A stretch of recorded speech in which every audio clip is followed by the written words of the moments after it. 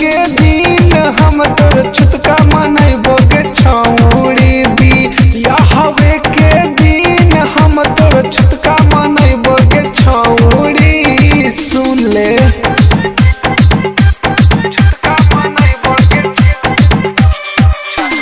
Music by DJ Umesh Sukhipur Bazar. जहिया तोर हाथ गे छौड़ी सुने मंडप पूजी करबो कानटाही हमर बतिया ले बूझी। जहिया तोर हाथ गे छौड़ी सुने मंडप पूजी करबो कानटाही हमर बतिया ले बूझी। लोरवो बहैबो गे छौड़ी और दरुवो पीबो गे छौड़ी भी या हवे के दिन हम छुटका मनैबो गे छौड़ी भी या हवे के दिन हम तोर छुटका मनैबो गे छौड़ी।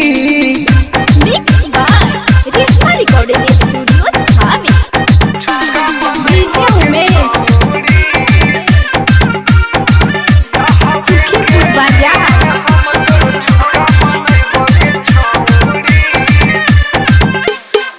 तमनै भी सुहाग राते न पड़तो पीपर पानी गे घरे घुन गल जैतो दोनों के जवानी गे।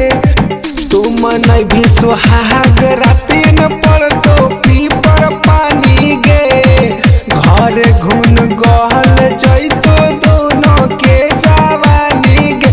रंजित बचिलै तो गे छौड़ी दीपक बचिलै तो गे छौड़ी बीरंजियो चिलै तो गे छौड़ी भूगत बचिलै तो गे छौड़ी बी या हवे के दिन हम तोर छुटका मनैबो गे छौड़ी बी या हवे के दिन हम तोर छुटका मनैबो गे छौड़ी।